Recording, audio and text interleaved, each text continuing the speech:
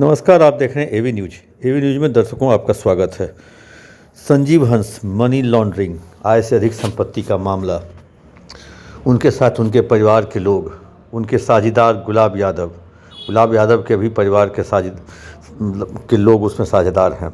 कहें जो इन लोगों की परेशानी कम होने का नाम ही नहीं ले रहा है।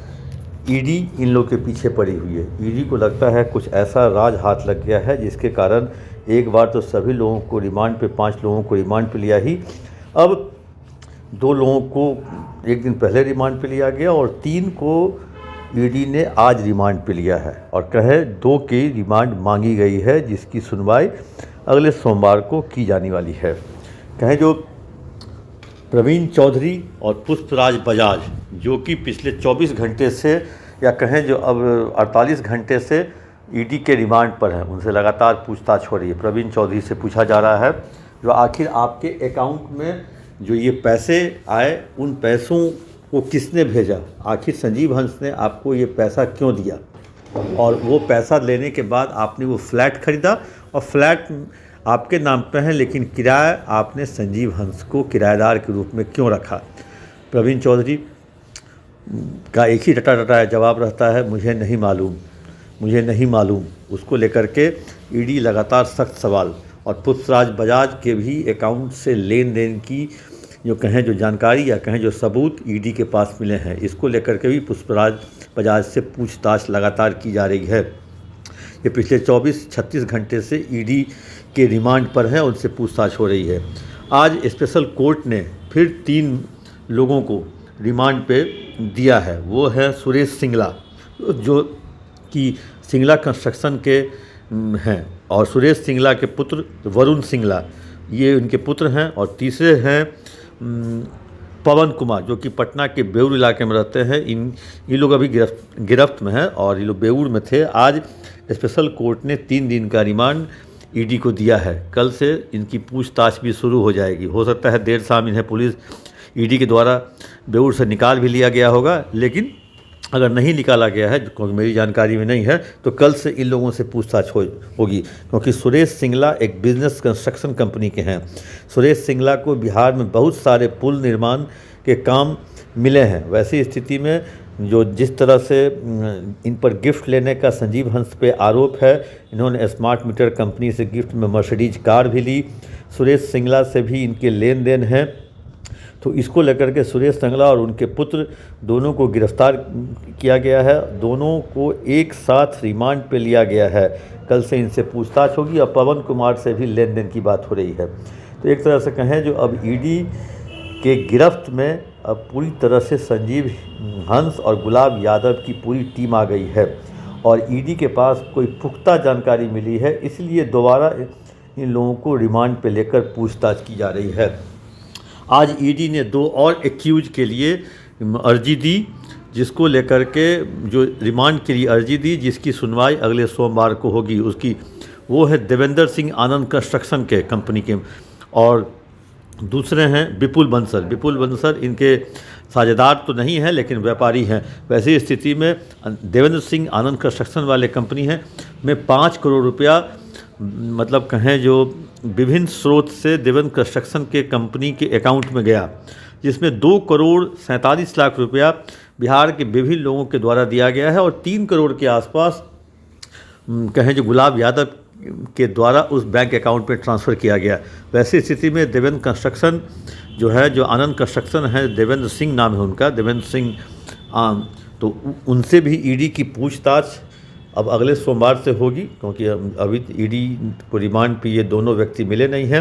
वैसी स्थिति में जितना ईडी के पास सबूत मिलता जा रहा है उतना संजीव हंस इस प्रकरण में घिरते हुए नज़र आ रहे हैं और संजीव हंस का घिरना और नीतीश कुमार की सरकार की साख, ये दोनों एक दूसरे का कहें जो एक तरह से नीतीश कुमार की सरकार की साख पर ही बट्टा लग रहा है। क्योंकि नीतीश कुमार गुड गवर्नेंस, भ्रष्टाचार के खिलाफ, सुशासन का राज, इन सब चीज़ों के लिए जाने जाते हैं और आगे क्या होगा कोई नहीं जानता है। क्योंकि जिस तरह का आरोप कहें जो संजीव हंस पे लगा और संजीव हंस लगातार अच्छे जगहों पे लगातार इनकी तैनाती रही, चाहे वो बिहार राज्य पुल निर्माण निगम हो, चाहे वो जल संसाधन हो, ऊर्जा विभाग हो। तो एक तरह से कहे जो क्योंकि संजीव हंस जिस तरह से सरकार के साख पर बट्टा लगाया है, ये सरकार के लिए भी सोचने वाली बात है और सरकार इसको लेकर के सोच भी रही है। और सरकार ने उन्हें तत्काल अपने पद से हटा भी दिया था और अब तो मतलब उस इन विभाग के इनसे पहले वाले जो भी सचिव लोग होंगे वो भी अब ईडी के रडार पे हैं, क्योंकि सुरेश सिंगला या सिंगला कंस्ट्रक्शन केवल ऐसा नहीं है जो संजीव हंस के दौरान ही उन्होंने कल काम किया होगा।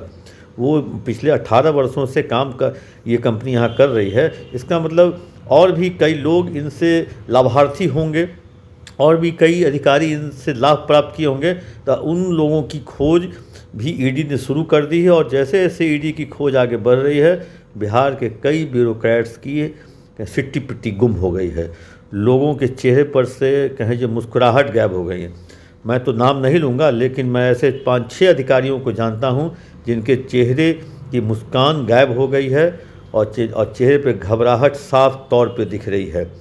आप दर्शक आपको भी कहेंगे, आप भी वैसे चेहरे को जानते हैं, नाम नहीं लेंगे, लेकिन वैसे अधिकारियों की तस्वीर इन दिनों अगर समाचार पत्रों में छपती होगी तो आप पहले के तस्वीर से और आज के तस्वीर से दोनों को मिला लें। पहले के तस्वीर पे कहें एकदम चमचमाहट थी, मुस्कुराहट थी, और आज के तस्वीर में हम कहें जो घबराहट है, मुस्कान गायब है।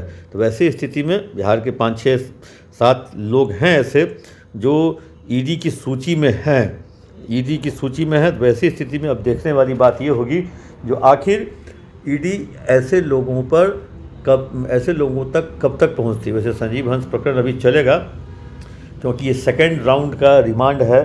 फर्स्ट राउंड के रिमांड में थे कुल 10 लोग गिरफ्तार हुए हैं।